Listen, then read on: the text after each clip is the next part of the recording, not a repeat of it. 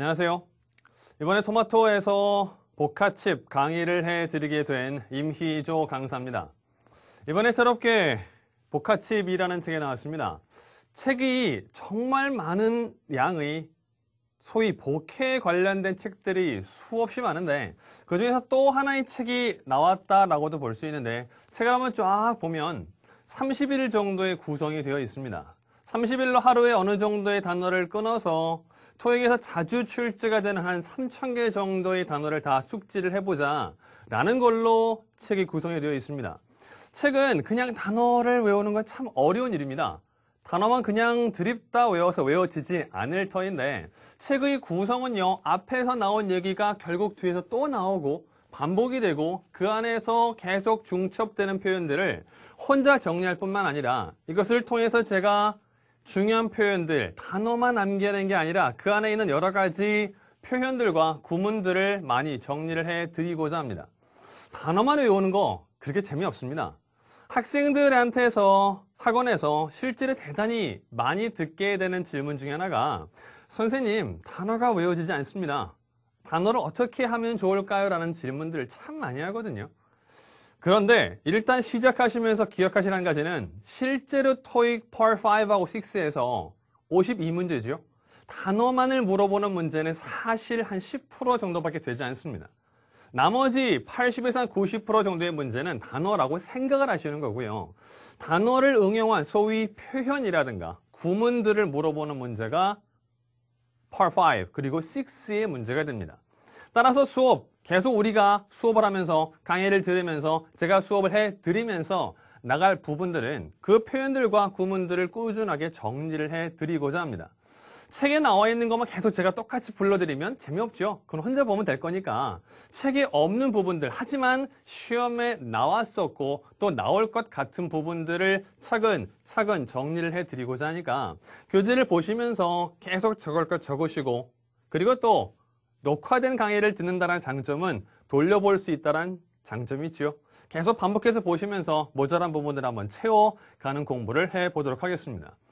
이제 처음이니까 단어 공부할 때 제가 뭐라고 사실상의 단어를 물어보는 문제는 많지 않다. 연결되는 표현들, 영어로는 컬로케이션이라고 하죠. 연어라든가 아니면 구문들을 위주로 많이 학습을 하셔야 됩니다. 그런데 그것들을 보여주고 있는 책이라든가 그런 수업이 별로 없어요. 별로 없어서 저는 여기서 그런 것들을 주로 정리해드리면서 나아가고자 합니다. 표현이나 구문이 도대체 무슨 말이냐 싶을 터인데 몇 가지 예를 한번 들어드릴게요. 쉬운 예를 한번 갑니다. 비동사 하나 받아주고요. 그리고 뒤에다가 형용사 한 개 써볼까요? optimistic이라는 형용사를 쓸게요. 무엇에 대해서 낙관적인 이라는 말을 받아줄 수 있죠. 이렇게 줬을 때 비동사 뒤에 형용사 optimistic 쓰는 건 전혀 무리가 없거든요. 이 사이에다가 살짝 벌려주고서 단어 한 개 써라 라고 한다면 대체로 부사 cautiously, 조심스럽게 낙관하다라든가 아니면 뭐 점차로 낙관하다라고 해서 progressively 정도의 부사를 주면 되겠죠.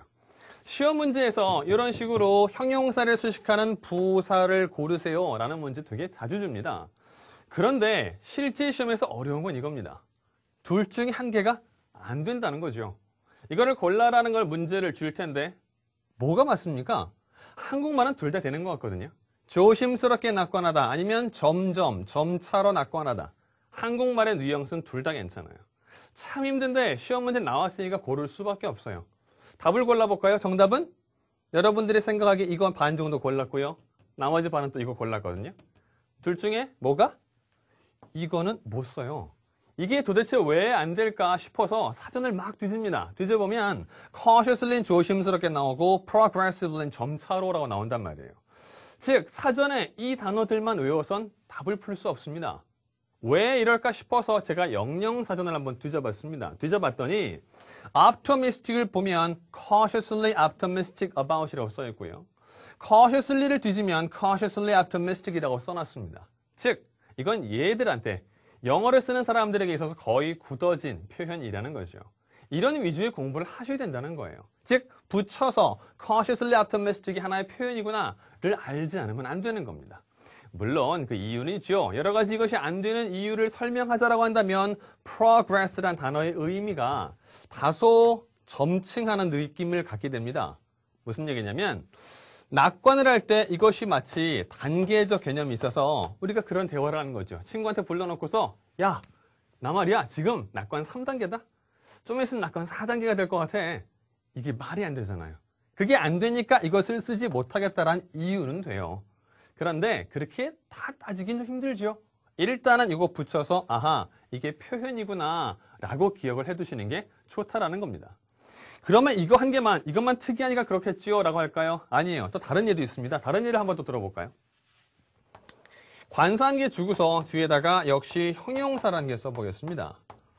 considerable 상당한 amount 양이에요. 상당한 양의 뭐 돈이라고 하겠습니다.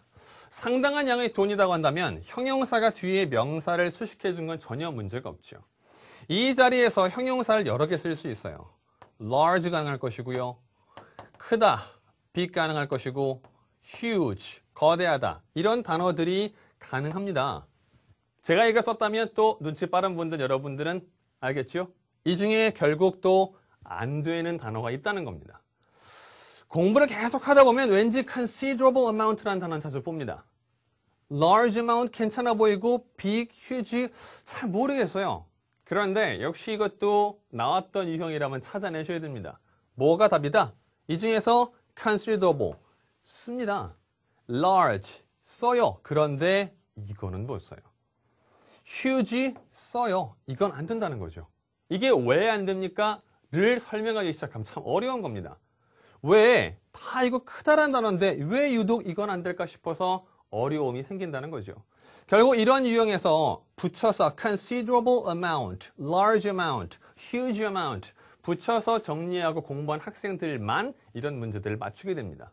사전 뒤져서 considerable 봤더니 상당한 뭐 이런 단어 나오고 어떻게 발음해? considerable 뭐 이렇게 배우다가 이걸 large, huge 이런 단어 안단 말이에요. 헷갈리지 않게 정리하셔야 됩니다. 하나 더 해볼까요? 이 자리에다가 만약에 high가 있으면 어떨까요? high amount 참 있어 보이죠? 근데 역시 이것도 못 써요. 안 된다라고 아셔야 되는 겁니다.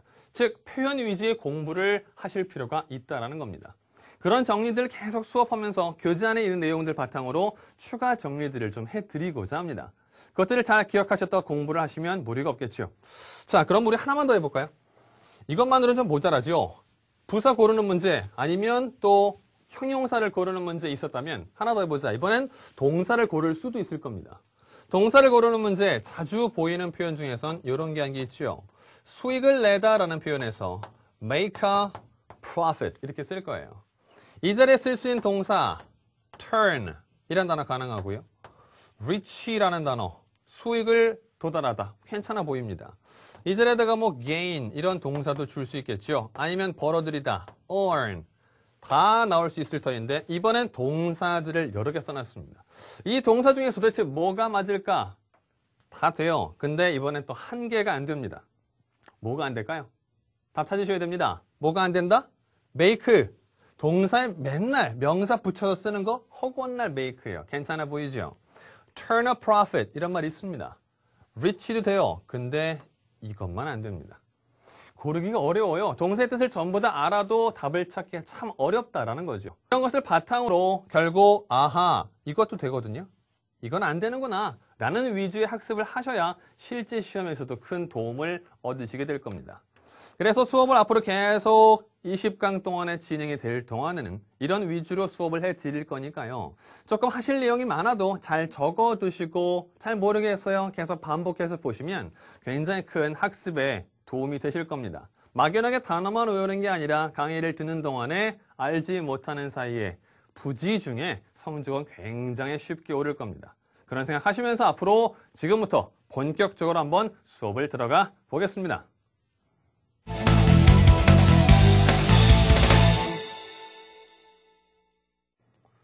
교재 안에는 보면요. 정말 많은 단어들이 나와 있습니다.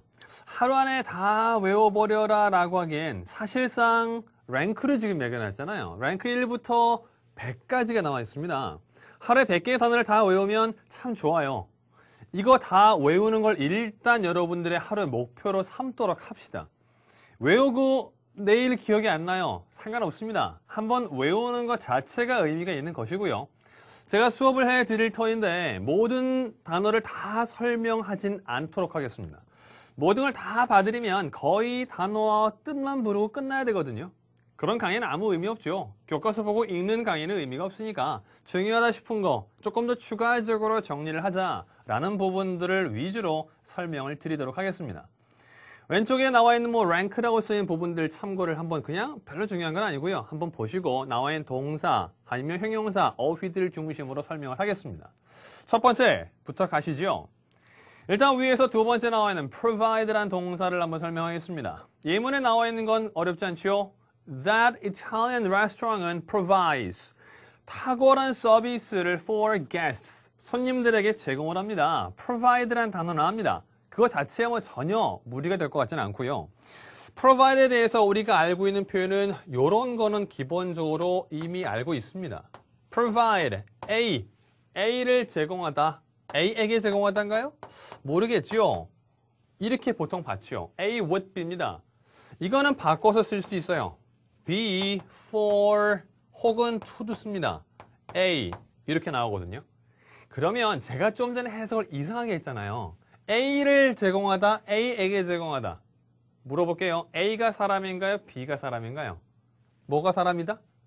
헷갈리죠? 여러분들 소리가 들립니다. 막 속으로 계산하죠. A에게 B를, B에게 A를 막 하실 텐데 이런 건 전부 다 늘 전치사에 붙여서 이해를 하시면 돼요. would be, B를 가지고 오죠. 그러니까 B 자리에 들어오는 게 something, 사물일 것이고요. to A, for A, A를 위해서 A에게니까 A 자리에 들어오는 게 somebody, 사람이 나올 겁니다. 뭐든 이렇게 나오는 소위 수거처럼 보이는 단어들은 그 요령으로 찾아내시면 됩니다. 요 구조가 나와서 지금 읽었던 위의 예문도 끝에 보니까 for 보이나요? for guests, 탁월한 서비스를 손님들에게 제공하다. 이게 나왔는데 그 뒤에 나오게 될 단어 중에 하나가 supply라는 단어가 있어요. supply도 의미가 비슷하죠. supply도 마찬가지로 뭐 A, would be 이렇게 받습니다. 그런데 차이점이 하나 있다면 여긴 지금 없어요. 그런데 순서를 뒤집어서 B로 나올 때 supply는 B to A를 쓰는 것이 하나 차이입니다. 좀 어려운 구별이에요. 동사의 의미 차이가 아니라 붙여 쓰는 전치사. 분명히 여기엔 for가 있는데 여긴 to밖에 없다는 거죠. 그거 한 가지는 주의를 좀 해 주셔야 됩니다. 어쨌든 provide든 supply든 바로 뒤에 이러한 목적어를 받는다라는 얘기는 이 동사 자체가 타동사라서 바로 뒤에 전치사가 나오는 것은 아니다라는 겁니다. 전치사가 붙는 경우는 이것이 주어 자리로 빠져나가는 수동태일 때죠. 수동태가 되면 그 뒤에 전치사가 바로 붙게 되죠. 그것이 보통 시험 문제 꺼리이기도 하니까 그건 추가로 정리를 좀 해두시면 되겠습니다. provide에는 설명은 잠깐 드렸고요. 다음 한 페이지 넘어가 볼게요. 넘어가시면 혹시 또 두 번째 나와 있는 단어입니다. account라는 단어가 굉장히 굵게 나와 있는데 예문 볼까요? Mr. Schofield라는 사람은 opened an account. 계좌를 열었습니다. 어디에? Fox River이라는 은행에 계좌를 열었대요. account라는 단어 자체가 계좌라는 건 전혀 문제 없죠. account는 물론 동사가 있어요. 어떤 뜻으로? 뭐 세다, 계산하다는 의미에 있는데 그거 말고도 여러 가지 있습니다. account에 대한 표현 아래 써 있긴 한데 account for 이렇게 붙여 쓰는 표현은 대단히 중요합니다. 별표 쳐놓고 기억할게요. account for라는 단어의 뜻을 세 가지를 기억하시는 겁니다. 첫 번째, 설명하다, 차지하다, 책임지다. 세 개예요. 어떻게? 설명하다, 차지하다, 책임지다. 세 가지의 서로 다른 뜻을 갖기 때문에 시험 문제 정말 자주 내는 표현이니까 수거 개념으로 잘 정리해 두시면 되고 그 아래 보시니 또 하나 있죠. settle an account라고 뭐 빚을 갚다 정도의 의미를 쓰는 단어예요. settle이란 단어도 동시에 기억을 한번 해보실까요? settle이라면 이거 말고 하나 더 갑시다. settle 동사 뒤에다가 말을 하나 붙이는 겁니다. settle, 예를 들어서 an argument. argument라고 하게 되면 논란, 말다툼이죠. 논란 따위를 settle, 해결하다. 다툼을 해결하다 정도의 의미를 갑니다. 다툼을 해결하다, 뭐 disagreement라는 단어도 있겠죠. argument라는 단어도 있을 것이고 혹은 또 뭐 있을까? 다툼이라는 명사는 이런 것도 있죠. dispute라는 단어도 있네요. 만약에 명사를 물어보면 비교적 쉬운 문제가 듭니다. 그런데 오히려 물어볼 가능성이 있는 문제는 앞에 나와 있는 이런 세틀이라는 단어가 되죠. 이런 정도의 세틀, 동사들을 기억해 두셔야 되는데 나중에 또 나오겠습니다만 지금 나왔으니까 미리 하나 기억하시자라는 겁니다. 그래서 추가로 정리해 드렸고 나머지는 뭐 예문들 아래 써 있지요? 아래에 있는 거, 오른쪽에 있는 거 그런 것들 읽어보셔야 됩니다. 두 번째는 됐고요. 쭉 내려가서 끝에 있는 research라는 단어로 들어갑니다. research, 예문 한번 보죠. The marketing team은 conduct 밑줄 광범위한 market research, 시장 조사를 실시했습니다. 라고 나옵니다. 시장 조사 따위를 행하다 라는 동사가 conduct를 써요. conduct라는 단어를 그런 식으로 사용하는데 참 중요한 표현이 아니면 단어가 research라는 단어예요. 왜냐하면 research인 불가산 명사입니다. 불가산 명사로 사용하기 때문에 이것이 그렇게 쉬워 보이지 않는데 예를 하나 들어보죠. conduct라는 동사가 시행하다예요. conduct, 시행하다, 실시하다. 뭘 실시하냐면 형용사 한 개 줍니다. exhaustive, 철저한 무엇을 survey, 조사 따위를 하다. 이렇게 쓸 수 있겠죠. 조사라는 단어 이렇게 나올 수도 있고요. 아니면 이 자리에 또 뭐 다른 명사들 investigation 이런 거 쓸 수 있습니다. 혹은 뭐 inspection도 있을 것이고 examination도 있겠죠. 그런데 이 자리에다가 지금 나와 있는 research 이거 한 개 주고서 뭐가 답일까라고 물어보면 쉽지 않은 거죠. 이 자리에 research가 안 되는데 이유가 보이나요? 왜 그렇죠? 눈치가 빠르면 이게 보입니다. 아까 research라는 단어가 뭐다? 이건 분명히 셀 수 없는, you 쓴 건 uncount예요. 셀 수 없는 불가산 명사인데 앞에 관사를 쓸 수는 없거든요.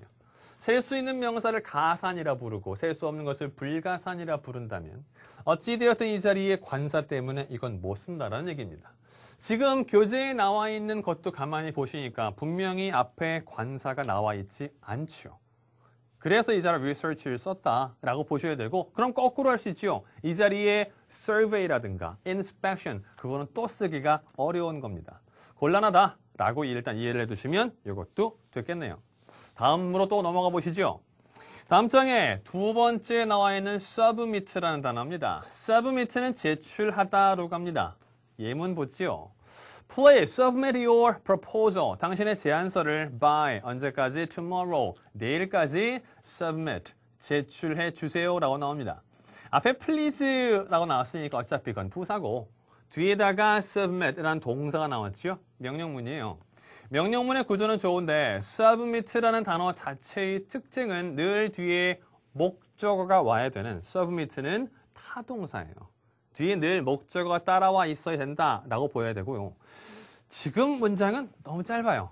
너무 짧아서 시험 문제 적용이 안 될 것 같은데 시험 문제 적용을 한번 해보신다고 한다면 이렇게 나오죠.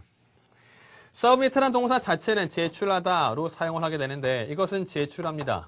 뭐 A 같은 걸 제출하겠죠. 어디로? A를 B로 제출하답니다. 늘 뒤에 to라는 단어를 잡아라 라는 것을 문제를 줍니다.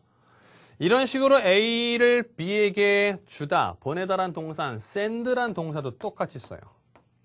보내다란 동산 이런 것도 있네요. transfer 이라는 단어도 있죠. 이건 다 똑같이 A to B를 받죠. 하나만 더 해볼까요?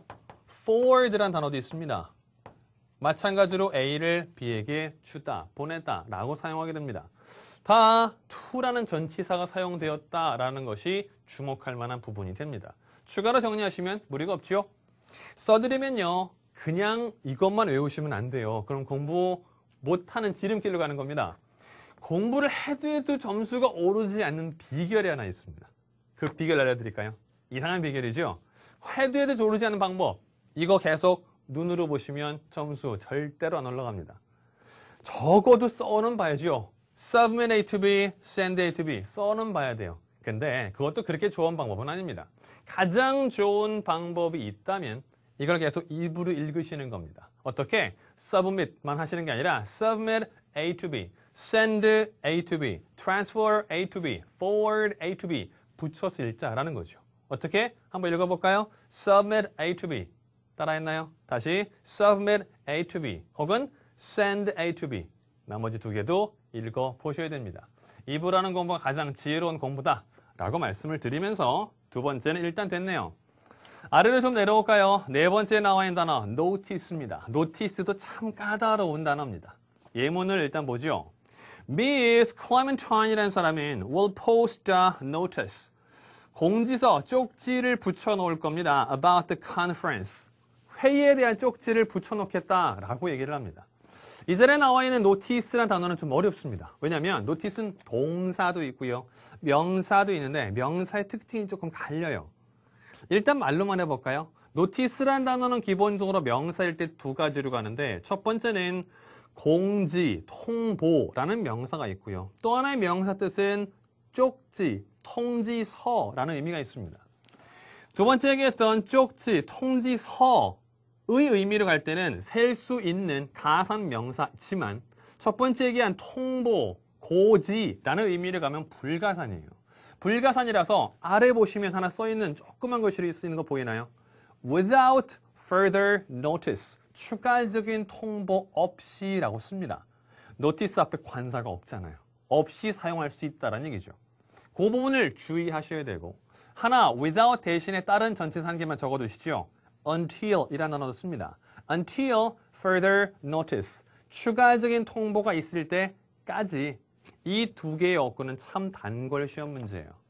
그 명사의 의미를 두 가지 기억하셔야 되고요. notice가 동사로 갈 경우의 의미는 뭔가요? 그 의미는 뭐다?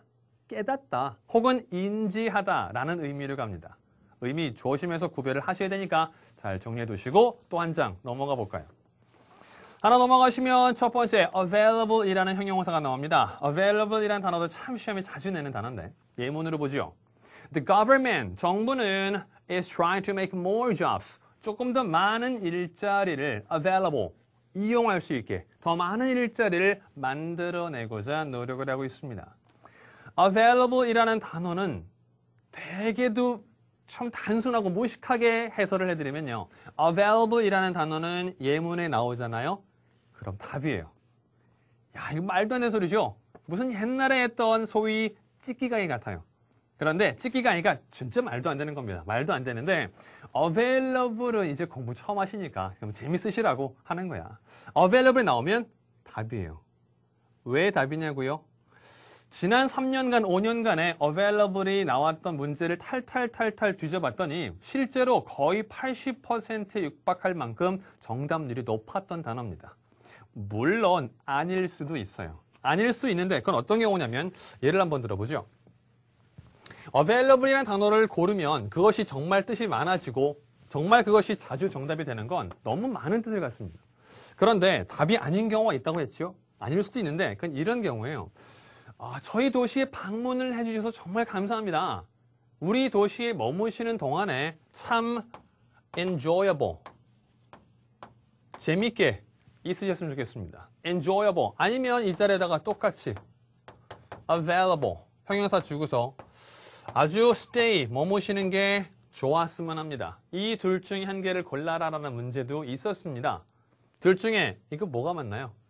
제가 좀 전에 available은 나오면 답입니다 라고 얘기는 했으나 이건 지금 너무 명확하지 않습니까? 머무는 게 재밌어야죠. 그러니까 이 자리는 이거 안 써요. 그런데 이 자리에서 available은 되죠. available이라는 단어는 비어있는, 구할 수 있는, 이용할 수 있는, 일할 수 있는 여러 가지의 의미를 가져요.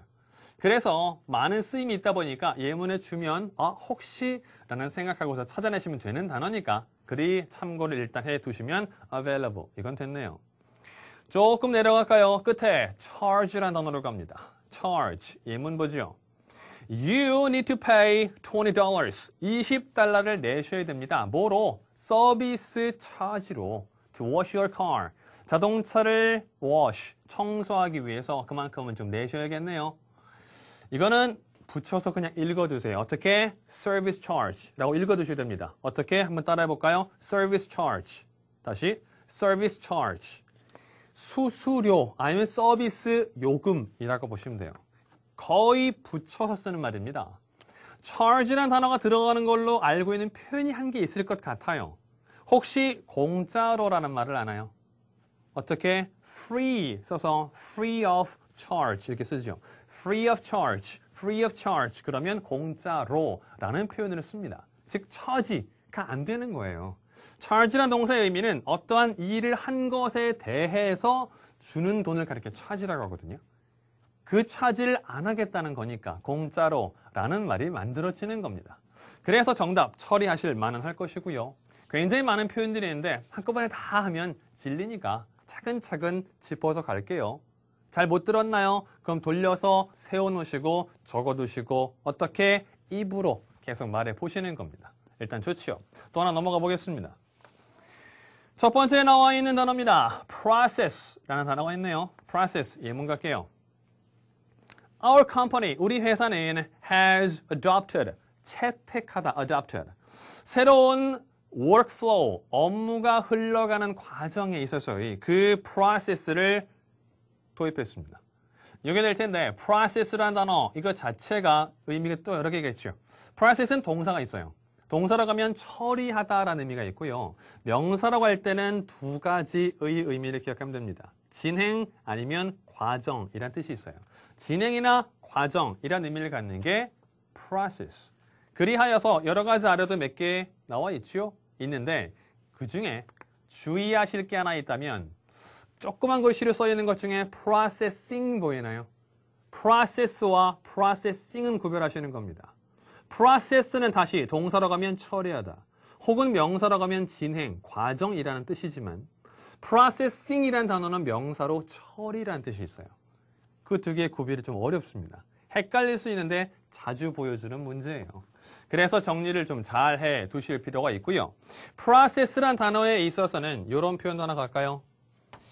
이건 뭐 표현이라고 말하기엔 조금 그렇습니다만 a process of, 뭐뭐 하는 과정이라고 하시면 되고 또 뭐뭐 하는 과정이란 말은요. 이 자리에 명사를 바꿔서 in the course of 뭐 something의 과정 이렇게 쓰거든요.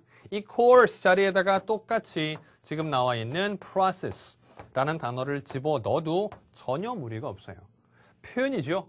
표현으로 기억해 두시면 문제가 쉽게 풀립니다. 어떻게? 입으로 읽자. 해볼까요? in the course of 다시 in the course of 아니면 아래 건 in the process of 다시요. in the process of 이런 식으로 입으로 읽어두시면 전혀 무리가 없을 겁니다. process 정리됐네요. 조금 내려갑니다. 세 번째 있는 동사 prefer이라는 단어 들어가죠. commuters, 통근을 하는 사람들은요. 대체로 prefer, 좋아합니다. 대중교통을 좋아합니다. prefer, 좋아하다, 선호하다. prefer이라는 단어에 있어서 우리가 알고 있는 표현이라는 게 있죠. prefer A to B죠. A를 좋아하다. 뭐보다? B보다 A를 좋아하다. 라는 식으로 사용합니다. 그것도 정리하시고 하나 넘어가 보죠. 첫 번째 나와 있는 단어 apply라는 단어입니다. 자주 봤어요. 예문 볼게요. 믿습니까라는 사람은요. applied for, 밑줄. 그 자리에 지원했습니다. What the publishing company, 출판사의 그 자리에. apply라는 단어, 우리가 고1 때쯤 배웠던 게 apply가 받는 전치사는 두 개다라고 배워요. apply to, apply for 이렇게 했죠. apply to로 가면 적용하다고, apply for 하면 신청하다 혹은 지원하다라는 의미가 됩니다. 아래도 여러 가지 정리가 나와 있는데 그 구별은 기본적으로 해 두셔야 됩니다. 그래야 나중에 apply가 여러 가지 파생되는 단어들이 있거든요. application이라든가 형용사 applicable 이런 단어를 같이 연결해 둘 수 있게 미리 봐두시면 되죠. 조금 내려올까요? 세 번째, supervisor이라는 단어입니다. supervisor, 예문 가죠. You should, 당신은 receive approval, 승인을 받으셔야 돼요. 누구에게서? From, supervisor, 감독관 혹은 상관에게서 승인을 받으셔야 됩니다.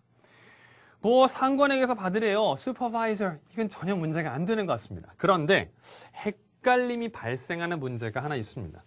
그게 어떤 경우냐면 supervision이라는 단어와 구별할 경우예요. 이 자리 위에다 한번 써볼까요? Your supervisor이라는 단어 말고 이 자리에다가 만약에 your supervision 이거를 동시에 예문 주면 괜히 헷갈릴 수도 있어요. 이거는 뭔가요? 관리 감독이라는 명사죠.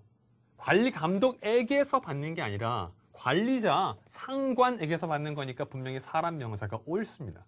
그리하여서 supervisor과 supervision 이거를 구별하는 문제는 왕왕 등장하니까 그렇게 한번 봐두실 필요가 있겠고 나머지 부분들 아래에 있는 거 소홀히 보지 마세요. 다 읽어보셔야 됩니다. 한 장 또 넘어가시죠. 하나 넘어가셔서 세 번째 나와 있는 단어 performance라는 단어입니다. 같은 맥락에서 볼 수 있는데 예문 보죠. An employee, 어떠한 사원들 간에 can be fired, 해고될 수 있어요. 왜? For poor performance. 일한 게 영 시원치 않으면 해고당할 수 있겠죠. 그런 자리에 performance를 골라라 문제인데 이 자리에 또 똑같은 거, 좀 전에 설명했던 거랑 같은 문제를 줄 수 있습니다. For, 왜냐면 poor, 일을 잘 못하기 때문에 performance란 단어가 아니라 performer, 이것을 또 예문으로 줄 겁니다. 수행, 업무 평가 이게 마치 일을 행하는 사람이 아니잖아요. 따라서 performer가 아니라 지금 써 있는 대로 performance라고 돼야 됩니다. 뭐 그렇지 라고 생각하면서 고개 끄덕끄덕 하면서 뭐 그 정도쯤이야 라고 하시면 안 됩니다. 이 자리에 이거 써놓고서 이렇게 X표 쳐두셔야 나중에 공부할 때 도움이 되죠. 글이 보시면 일단 좋아 보이고 한 장 또 넘어가 볼까요? 뒤로 가시면 첫 번째 recommend란 동사 나옵니다. recommend란 동사 자체는 추천하다 의미 납니다. 그런데 recommend에 대해서는 기억하실 모양새가 딱 세 가지가 있어요. 그 세 가지 recommend, 추천하다라는 의미 말고 뒤에 받아주는 게 모두 세 가지. 첫 번째, 뒤에 동명사를 받아요. 두 번째, 뒤에 목적어 한개 그리고 to 부정사를 받아요. 그리고 가만히 책에 보시니까 뒤에 모두 대절도 받는다라고 나오죠. 이 세 가지 의형을 다 받을 수 있는 동사가 recommend입니다. 이런 거를 동시에 잡아둬야지. 공부 못하는 방법은 뭐라고요? 이것만 외우는 겁니다. 그러면 실력이 잘 늘지 않아요. 뒤에 나오는 특징들을 잡아서 정리하시는데 사전을 딱 펼치면 너무 많이 나와요. 그거 다 못 찾습니다. 그래서 제가 강의할 때 이것들을 바탕으로 계속 쭉 정리를 해드리고자 합니다.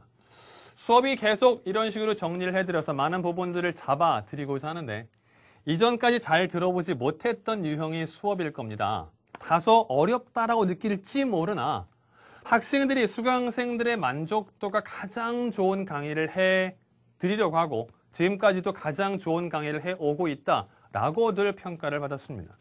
계속 잘 적어두시고 잘 따라하시고 제가 시키는 대로 하자고 하는 대로 잘 인도해 드릴 테니까 그것만 따라오시면 전혀 무리가 없을 겁니다.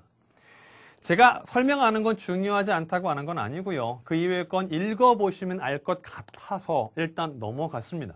다음번에 또 두 번째 강의로 들어갈 때 많은 부분들 또 복습을 미리 해두시고 암기해 두시고 앞에 쫙 적어드린 것들 정리해 두시면 전혀 무리가 없겠죠.